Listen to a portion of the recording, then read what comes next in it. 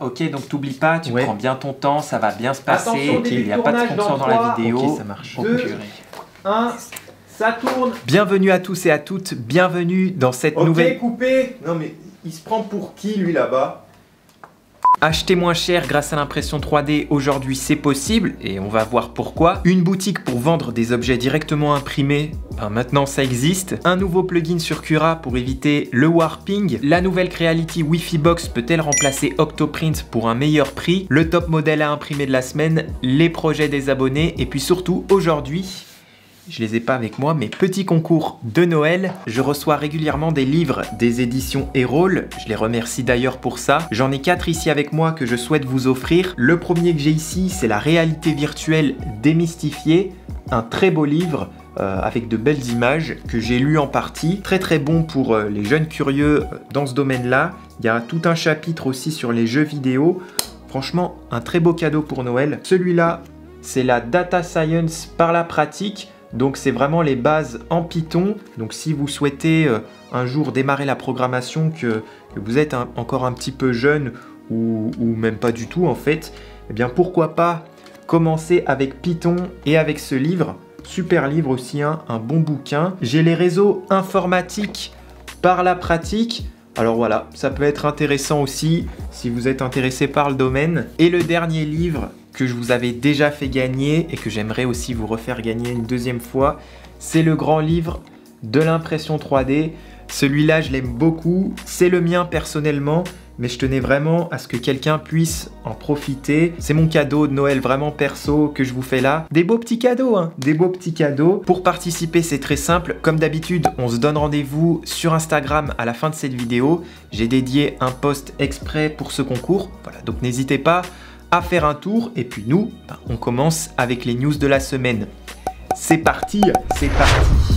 Un hack très courant qu'on utilise aujourd'hui sur nos imprimantes 3D, c'est celui de connecter un Raspberry Pi et d'installer Octoprint dessus. Ça nous permet aujourd'hui d'imprimer à distance et d'utiliser des plugins comme Octolapse pour faire de magnifiques timelapses. Tout juste récemment, Creality dispose désormais d'une interface Wi-Fi bon marché qui promet de remplacer Octoprint pour moins cher. Cette boîte coûterait environ 20 $, alors qu'un Raspberry Pi coûte souvent le double de ce prix. En plus, la boîte s'intègre à une bibliothèque de type Thingiverse pour imprimer depuis une application qui a l'air vraiment pas mal. Ça semble assez attractif, mais sur ce coup-là, faites attention. La chaîne Teaching Tech a récemment sorti une vidéo test du produit, et pour le coup, c'est pas très bon, non, pas très bon, pas top là. Il a testé la box sur quasi toutes ses imprimantes, dont des imprimantes Creality, et ça n'a pas forcément bien fonctionné, et ça n'a même pas marché du tout pour certaines imprimantes. Il a quand même fini par trouver une carte mère qui fonctionne avec la box, et d'après son retour,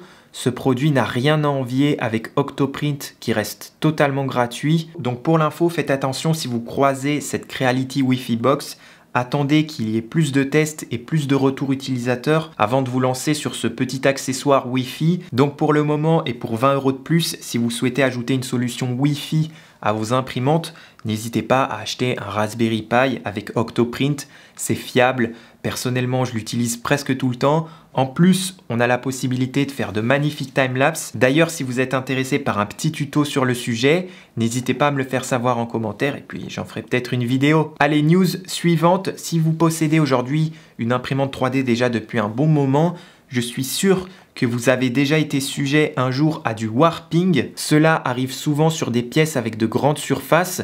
La pièce se décolle et se rétracte, notamment au niveau des coins de la pièce. Pour éviter ce genre de problème, les slicers proposent souvent une option brim ou jupe en français. Ce qui est embêtant, c'est que ça s'applique à tout le tour de la pièce et même aux endroits où ce n'est pas forcément utile. Et personnellement, j'utilise assez rarement cette option car ça demande un petit peu plus de post-process pour enlever le surplus qui reste parfois sur les pièces. La bonne nouvelle, c'est qu'il existe maintenant un plugin anti-warping sur Cura. Ça a l'air super simple à utiliser. On peut sélectionner directement sur la pièce les parties que l'on souhaite en jupe. Donc on sélectionnera principalement les coins qui sont le plus sujets à ce problème d'impression. Si vous voulez l'utiliser et le télécharger, je vous redirige vers la chaîne de Chep qui a dédié une vidéo à ce sujet vraiment très bien faite. Je vous laisse un lien dans la description. Allez, news suivante. suivante, mesdames et messieurs, depuis quelques années, l'impression 3D, vous le savez, devient de plus en plus accessible.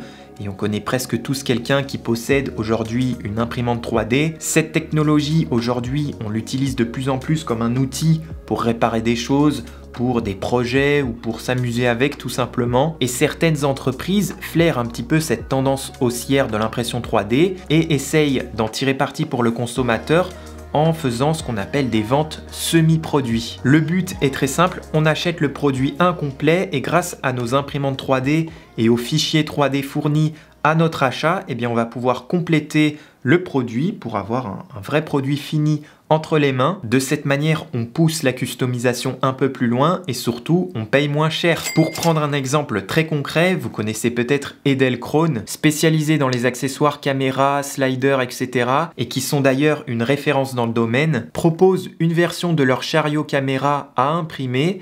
On reçoit les pièces de base et on imprime le reste. Cette approche réduit le prix, réduit les frais d'expédition et nous donne la liberté de personnaliser le produit, pourquoi pas. Edelkrone partage ici également les fichiers STE pour directement les ouvrir sur nos logiciels de CAO et ajouter un logo ou repenser complètement le modèle, pourquoi pas. Personnellement, ça fait plaisir de voir des marques se mettre à la place des consommateurs qui ont de plus en plus une imprimante 3D et oser ce procédé de vente. Franchement, tip top là pour le coup. Ici sur ce produit, on payera quand même 5 fois moins cher pour la version imprimée. Alors ça sera certainement moins robuste que la version aluminium, on est d'accord. Mais si vous êtes un peu comme moi, toujours en recherche d'améliorer mon contenu vidéo et que vous voulez pas dépenser une fortune dans du gros matériel, bien là, je crois que je vais me laisser tenter, hein. Personnellement. Tiens, je vais les contacter d'ailleurs, pourquoi pas. Pourquoi pas. D'autres exemples de marques qui testent aussi ce marché, il y a Print Plus qui propose un casque en kit pour 35 $. Ce qu'on reçoit, c'est toute l'électronique, les haut-parleurs, les coussins, le bandeau. Le reste, c'est à imprimer. Apparemment, il sonne plutôt bien, même s'il ne faut pas s'attendre, j'imagine, à un son de ouf pour une électronique à 35 $. Mais selon un article que j'ai lu, il sonne apparemment mieux que certains casques plus cher sur le marché. Honnêtement, je trouve le rendu super stylé. Pour le projet setup en cours, ça peut être super sympa de le tester. Je vais me laisser tenter pour le prix et évidemment, je vous en ferai un retour sur la chaîne, pourquoi pas. Ouais, ça va être pas mal, mesdames et messieurs. Ikea a voulu aussi se tester à ce marché en proposant des améliorations à imprimer sur certains meubles, notamment pour faciliter les situations d'handicap. Une excellente initiative. Tip top. Pour les gamers également, Asus a prévu sur leur carte mère des ajouts imprimables en 3D. Alors ça, c'est hyper stylé, je trouve. Donc ça concerne les supports de ventilateurs ou pour personnaliser un peu plus la carte mère ou le câble management. J'espère que d'autres marques prendront exemple parce que ça, pour le coup, en tant que maker, bah c'est top, franchement. Ça donne envie d'acheter chez eux, quoi. Pour finir, des jeux de plateau aussi ont voulu s'essayer aux semi-produits. Vous en avez certainement entendu parler. Ça permet aux futurs joueurs d'imprimer leur propre personnage. Ça fait plaisir encore une fois de voir ce type de marché se mettre en place chez certaines marques. Ça donne des idées et surtout des opportunités aux plus audacieux d'entre nous qui souhaitent s'essayer aux semi-produits. Et pourquoi pas bénéficier d'une belle carrière, ne sait-on jamais. Allez, news suivante, assez surprenante, toujours dans le domaine de la commercialisation. Une boutique canadienne qui se nomme The Rogery, qui a récemment ouvert, commercialise des objets imprimés en 3D, donc décorations, accessoires, outils, etc. et conçus avec des produits 100% recyclés de déchets locaux. Là, on n'est plus du tout dans le semi-produit, mais dans de la vente directe. C'est assez surprenant. Personnellement, je n'ai encore jamais vu de boutique de ce style en France ou à Genève. Apparemment, la démarche environnementale derrière ce projet interpelle pas mal de consommateurs. Une nouvelle opportunité commerciale pour l'impression 3D. Je suis pas sûr. En revanche, je trouve l'initiative derrière ce projet excellente. On verra avec le temps, hein. En tout cas, n'hésitez pas à me dire ce que vous en pensez en commentaire, mesdames et messieurs. Allez, dernière petite news, un petit bonus. Ça ne concerne pas forcément de l'impression 3D, mais c'est un projet qui m'a fait beaucoup rire. C'est un projet pour le coup purement maker à base d'Arduino. Le gars a construit son rig de gaming pour de la simulation auto à partir de vieux tuyaux en PVC avec un tas de vieux bois, une manette de jeu USB bon marché. Pour fabriquer le shifter, il utilise de simples interrupteurs d'alimentation avec de la colle chaude. Sur sa réalisation, il y a aussi un retour de force via un moteur lourd fixé à l'arbre de direction. Tout est fait main, le gars il est en Crocs dans son garage et avec ce qu'il avait sous la main, il a réussi à réaliser un truc fonctionnel hein, et ça a l'air super à utiliser. Franchement, un bel exemple, je voulais le mentionner dans les news. Tip top mesdames, messieurs, et puis on passe au top modèle de la semaine. C'est parti. Cette semaine, je suis tombé sur une vidéo vraiment cool, regardez ça.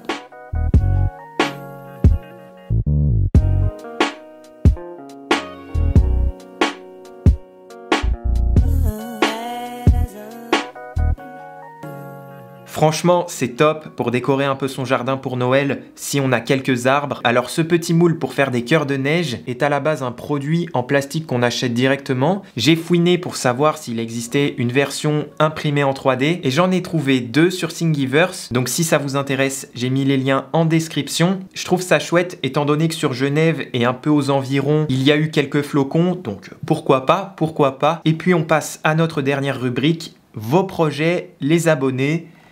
C'est parti. C'est parti.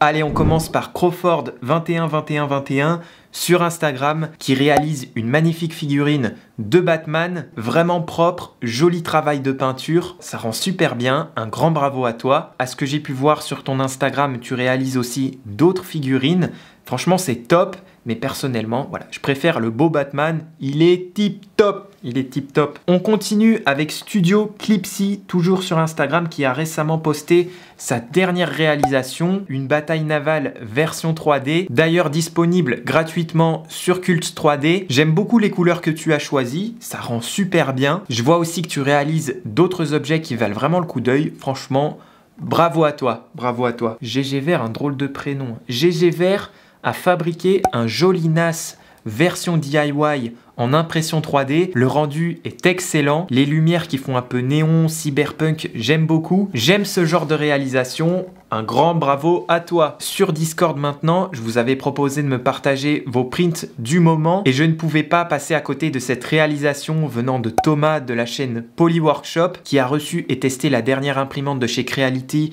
la 3D Print 1000 et qui nous imprime un bel objet référence à une saga qu'on aime tous. Le résultat de son print a l'air pas mal du tout. D'ailleurs, n'hésitez pas à aller faire un tour sur sa chaîne, il a du contenu au top. Pour les autres, merci d'avoir partagé vos réalisations. Pour certains, c'est vraiment de beaux projets. Et si vous souhaitez m'envoyer vos réalisations, n'hésitez pas à utiliser le hashtag #AbregeActu sur Instagram ou à nous rejoindre sur Discord et poster vos meilleurs prints dans le salon Actu 3D. Avant de terminer cette vidéo, je souhaite remercier les tipeurs du mois. Ça me soutient et ça m'encourage beaucoup pour la suite. J'espère qu'avec le temps, je pourrai vivre de cette chaîne YouTube. On se retrouve mercredi prochain. D'ici là, prenez soin de vous et surtout n'oubliez pas le concours Instagram pour tenter de gagner un des 4 livres que je vous ai présentés en début de vidéo. Voilà, prenez soin de vous.